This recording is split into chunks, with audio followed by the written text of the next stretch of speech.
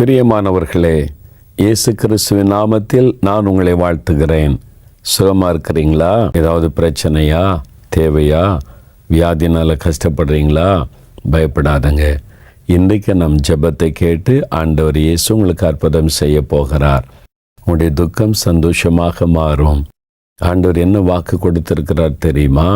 ஏசாயா 49 அதிகாரம் 3 வசனத்தில், உன்னில் நான் மகிமைப்படுவேன், அதாவது நான் உன்னில் மகிமைப்படுவேன் ஆண்டவர் சொல்லியிருக்கிறார். அப்போ உங்கள் மூலமாக இயேசு மகிமைப்படுது எவ்வளோ பெரிய சந்தோஷம். அப்படித்தானே ஆண்டவர் இயேசு இன்றைக்கு கூட உங்கள் மூலமாக மகிமைப்பட போகிறார். எப்படி ஆண்டவர் மகிமைப்படுவார்? உங்களை ஆசீர்வதிப்பதன் மூலம், உங்களுக்கு ஒரு அற்புதம் செய்வதன் மூலம் இயேசுவின் நாமம் மகிமைப்படும். பாருங்கள், யோவான் 11 அதிகாரத்தில் லாசரு, மார்த்தாள், மரியாள் என்ற 3 பேர் உள்ள குடும்பம் பெத்தானியா கிராமத்தில் வசித்தார்கள். அவங்க குடும்பத்தில் நடந்த சம்பவம் தான் எழுதப்பட்டிருக்கிறது. லாசரு வியாதிப்பட்டு மரணப்படுக்கையில் ஆகிவிட்டான். இயேசுக்கு சொல்லி அனுப்பினாங்க. இயேசு கிறிஸ்து பின்னர் 2 நாள் தங்கிட்டார். 4 நாள் கழித்து திரும்ப வருகிறார். அப்போ ஆண்டவர் சொன்னார், இது மரணத்துக்கு ஏதுவான வியாதி அல்ல, தேவனுடைய குமாரன் இதில் மகிமைப்படுவார். பார்த்தீங்களா, ஆண்டவர் சொல்லுகிறார், தேவனுடைய குமாரன் இதில் மகிமைப்படுவார். அவன் மரித்து அடக்கம் பண்ணப்பட்டு 4 நாள் கழித்து ஆண்டவர் அவனை உயிரோடு கூட எழுப்புகிறார். பாருங்க, எல்லாரும் இயேசுவை மகிமைப்படுத்துகிறார்கள். ஒரு அற்புதத்தின் மூலம் இன்றைக்கு உங்கள் வாழ்க்கையில் ஒரு அற்புதம் நடக்க போகிறது. ஒரு அற்புதமான சுகத்தை ஆண்டவர் தரப்போகிறார். அதன் மூலம் இயேசுவின் நாமம் மகிமைப்படும்.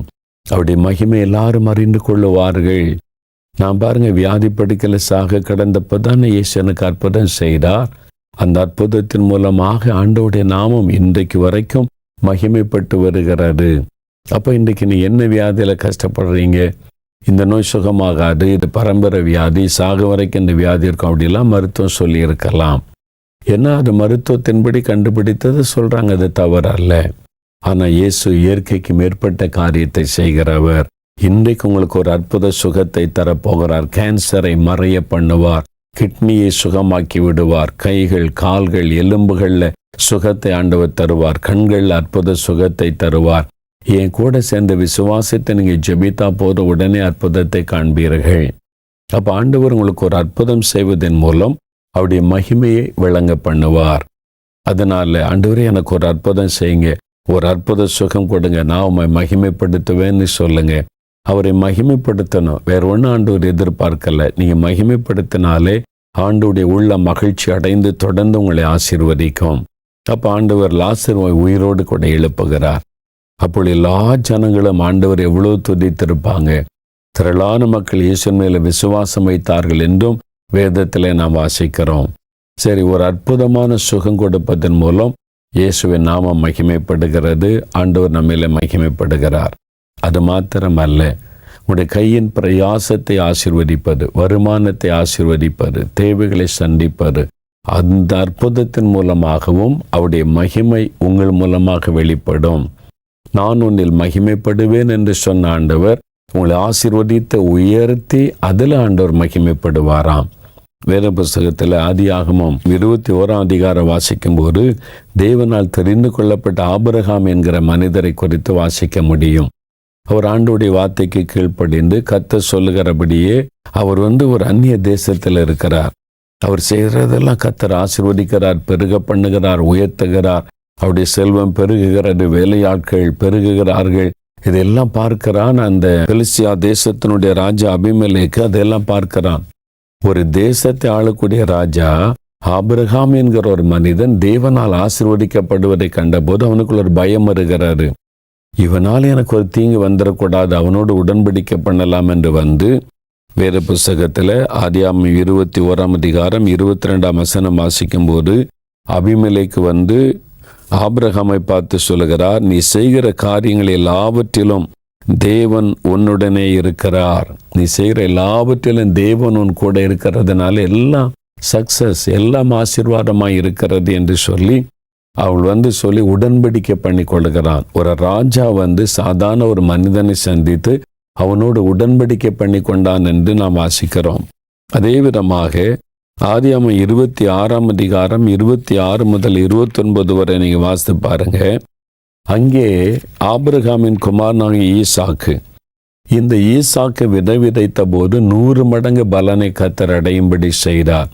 இந்த ஆசீர்வாதம் செழிப்பை கண்டபோது பாருங்கள், அபிமெலேக்கு, இதே பெலிஸ்தியாவின் ராஜாவாகிய அபிமெலேக்கு வந்து ஈசாக்கோடு உடன்படிக்கை பண்ணினான் என்று சொல்லி வேதத்திலே பார்க்கிறோம். அவன் என்ன சொல்லுகிறான்? 28ஆம் வசனத்தில், நிச்சயமாய் கர்த்தர் உம்மோடே கூட இருக்கிறார். 29ஆம் வசனத்தில், நீர் கர்த்தரால் ஆசீர்வதிக்கப்பட்டவராமே.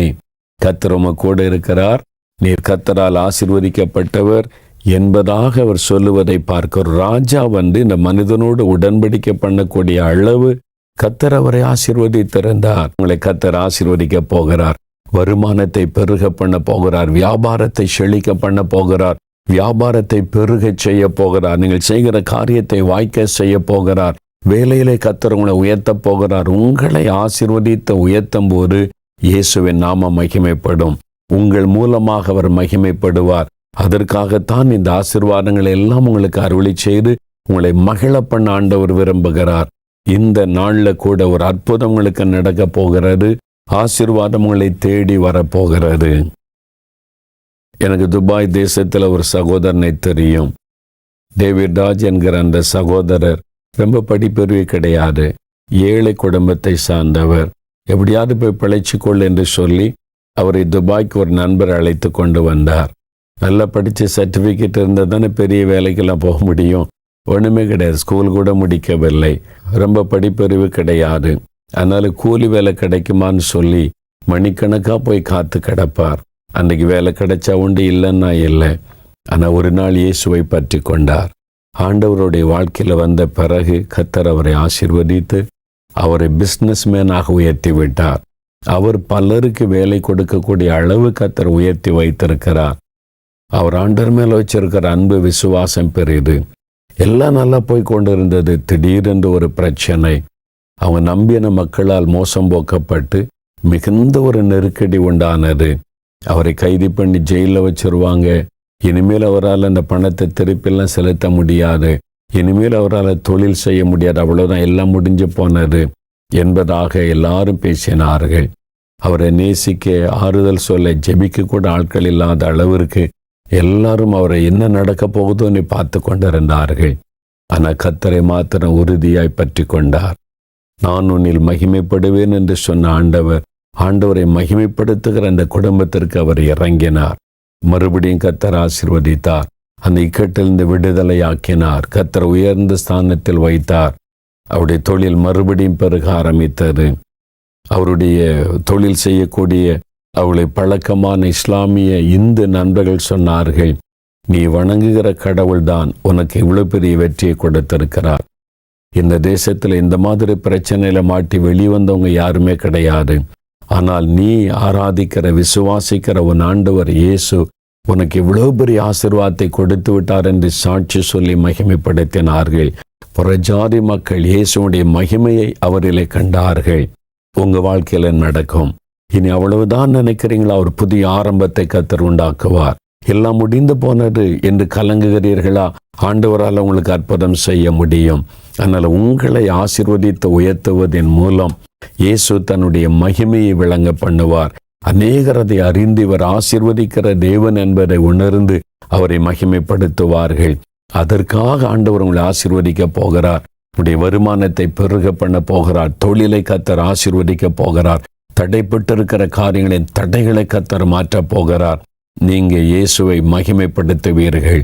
அதற்காக ஆண்டவர் உங்களுக்கு அற்புத சுகத்தை தருவார், ஆசீர்வாதத்தை தருவார். சுகத்துக்காக, ஆசீர்வாதத்துக்காக ஜெபிக்கலாமா? வியாதி உள்ள இடத்துல கை வைத்து சுகத்துக்காக ஜெபிங்க. இருதயத்தில் கை வைத்து கொண்டு ஆசீர்வாதத்திற்காக ஜெபம் பண்ணுங்கள். நாம் இணைந்து ஜெபிக்கலாம். ஆண்டவர் அற்புதம் செய்வார். நாம் ஜெபிக்கலாம். தகப்பனே, இந்த வார்த்தைகளை கேட்டு என்னோடு இணைந்து ஜெபிக்கிற இந்த சகோதரனுக்காக, சகோதரிக்காக வேண்டுதல் செய்கிறேன். அப்பா, நீர் அற்புதங்களின் தேவன் அல்லவா?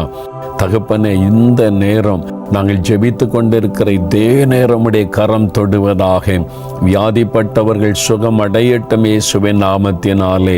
பொல்லாத இந்த வியாதிகள் மறையட்டும். கேன்சர் வியாதி மறைந்து போகட்டும். சரீரத்தில் இருக்கிற இந்த கட்டிகள் காணாமல் இல்லாமல் போகட்டும் இயேசுவின் நாமத்தில். கண்களிலே சுகம் வரட்டும். காதுகள் திறக்கப்படட்டும். நாவின் கட்டுகள் அவிழ்க்கப்படட்டும். எல்லா சத்துருடைய கிரியைகள் அழியவும் சுகமும் ஆசீர்வாதம் உண்டாக நான் வேண்டுதல் செய்கிறேன்.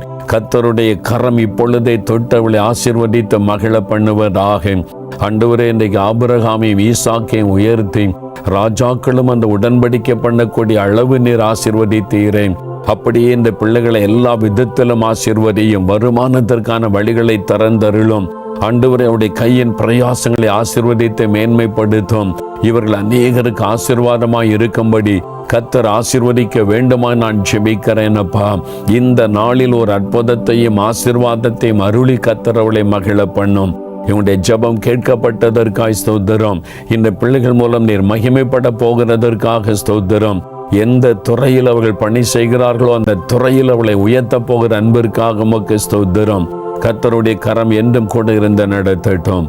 இயேசு கிறிஸ்துவின் நாமத்தில் ஜெபிக்கிறோம் பிதாவே. ஆமேன், ஆமேன்.